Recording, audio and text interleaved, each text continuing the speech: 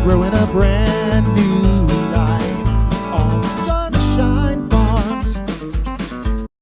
Hi everyone, welcome to Sunshine Farms. My name is Cathy, and today I'm going to show you what I've grown in the garden this year and some of the things that I've experimented that this year has seemed to be successful. So here we go. I'm going to start with my tomatoes, which this is mid-August, so they're on their way out, but they're still producing, but they look kind of bad. I had a row here of probably 6 or 7 tomatoes, but anyway, so you can tell they were very close together, but they produced a lot of fruit. Most would call this overcrowding. I actually had kept up with suckers and trying to keep the bottoms trimmed out, but they just started growing so fast I couldn't. And what has happened is I've had to do very little weeding because they've been so close, and moisture has maintained because they've been covered up. And believe it or not, even though there was so much crowding on the bottom, that's where the majority of my tomatoes first started. I first started getting tomatoes from the bottom of the plant. And I water these plants twice a week, Sunday and Wednesday, unless I've got a good rain, but I do not water them every day. And I water them with a soaker attachment that I just get down there and water the base and just let the water soak in that way.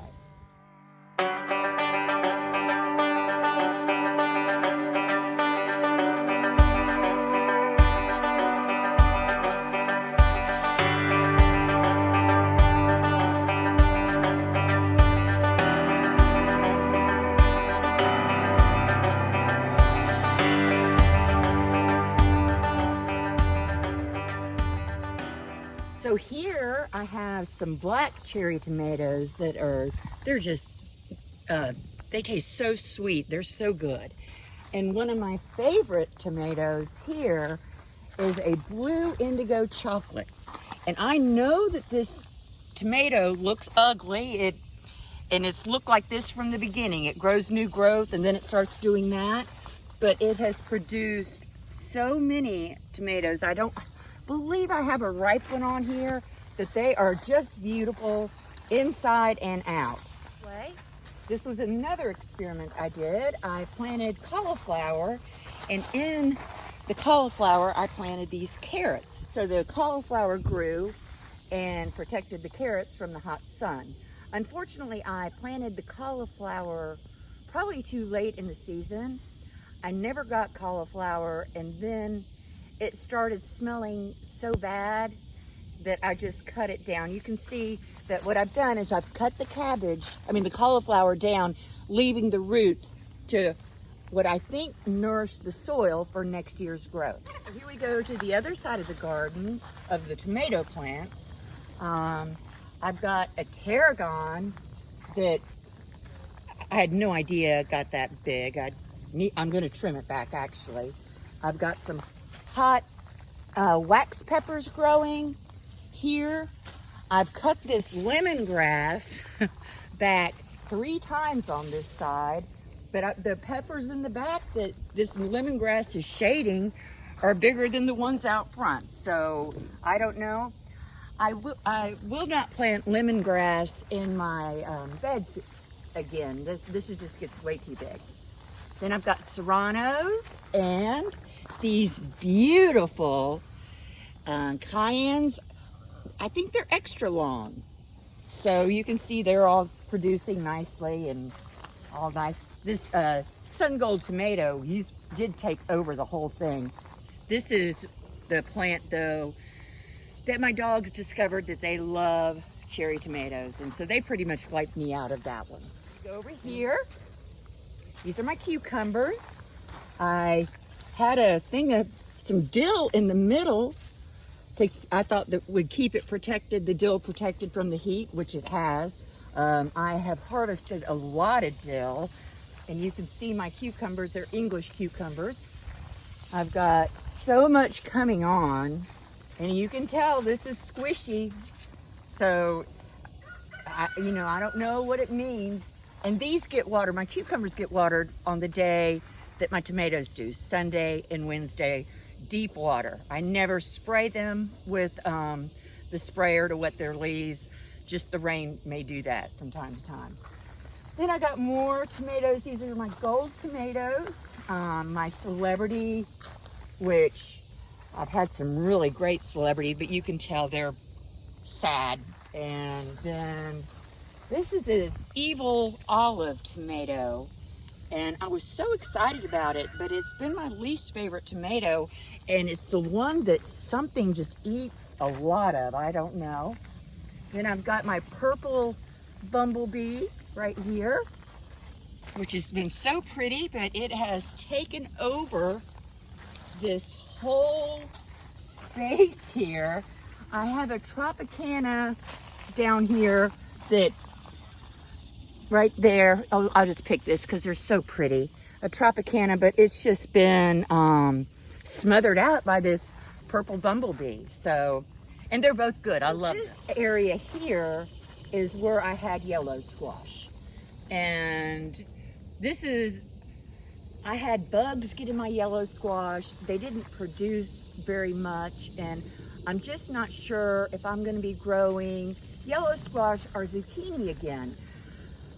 I've discovered you can get them so cheap in the store, and they're so difficult for me to work with, but yet the tomatoes cost so much in the store, but they're so prolific. I don't know how it all works out, but I don't know about squash next year.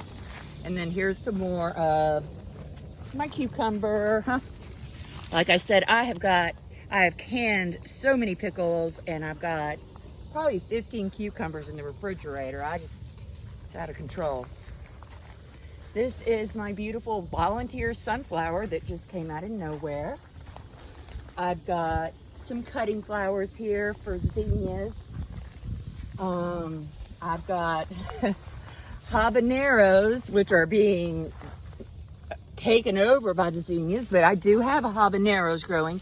These peppers here were planted much later than my cayennes and serranos, so they aren't, and they're probably a bit overcrowded. I've got Tabasco peppers growing in here, and then of course my basil. I know this is crowded, but it's been working. I've got eggplant growing here. These are the black beauties. I have Japanese or Chinese. I don't really know the difference of these eggplant. Then I have some more zinnias on that side. They don't really like that metal container. I actually have to water them frequently, and I haven't done that great of a job. These are my purple cabbage, and I had red onion planted in here, which I've harvested. They did so-so. And this was another one that I really planted too late. I should have planted it earlier, like, I don't know, February, March, I don't know. I don't really grow that many cold weather plants. Here is my okra, and oh, look at that. I believe they're in the hibiscus family, but these are doing quite well. They'll still get much taller. You can see how many okra I have to come on. And I planted this arugula in there underneath this, and I've trimmed it back 3 times, and it's still growing. It seems so late. I'm just letting it go to flower. I'm kind of overwhelmed with it. All right, so I've got some more okra here, and I planted another cut garden, which this green envy zinnia seems to be thriving with this okra plant on him. And then zinnia, I've got some, teddy bear sunflowers. I'm really excited. I got them planted a little bit late. And then my big surprise, my yard-long beans or asparagus beans. I love this. I don't really like to eat green beans. I have been since I did this, but are these not so fun? I just love them. Oh, and the flower. Look at this sweet flower. Oh, just so cute. And you can see the little bean coming down.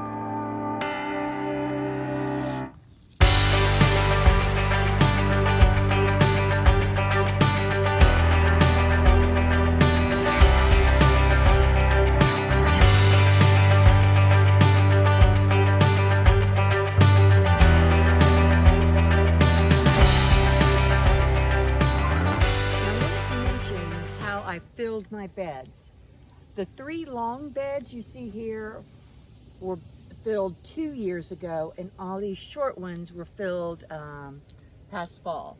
So what I did is I took cardboard, sticks, leaves, maybe dead plant material, and filled the bottom.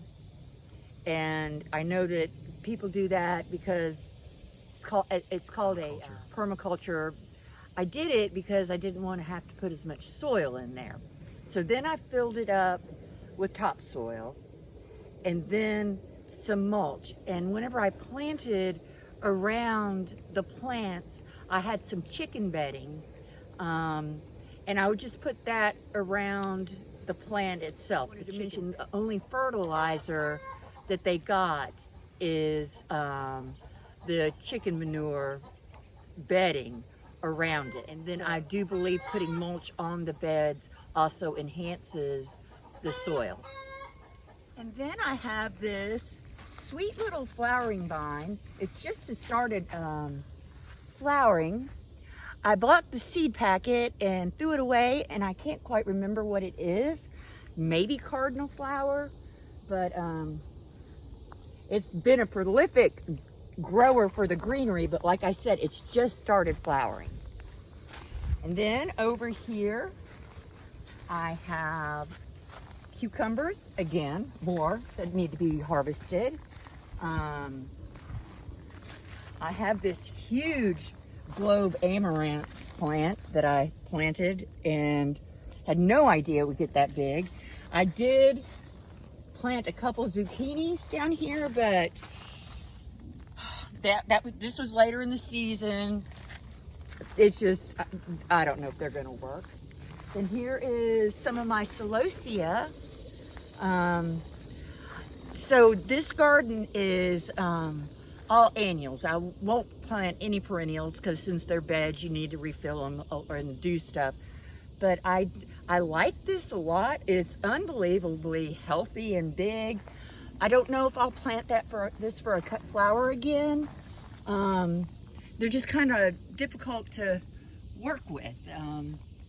So I don't know, but I definitely have cut flower beds out here. And my last bed, pardon this, we're still working on these paths. We've got one more truckload to get on that. And this is another celosia. This is fruit punch celosia. This is another thing. I'm glad I grew it. It's been an experience.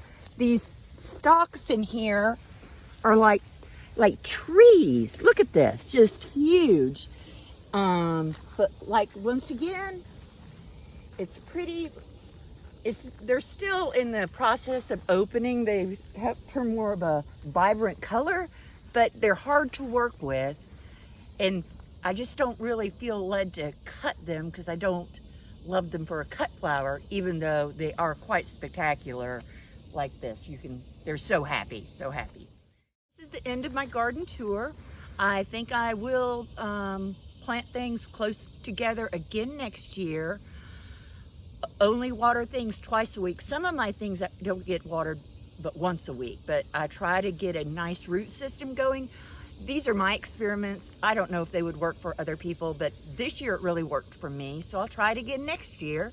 You know, I'll show you again. Anyway, thank you for watching my video. If you like this video and want to see more, click like and subscribe below, and you'll get a notification of when we send out more like this. Thanks, and see you next time.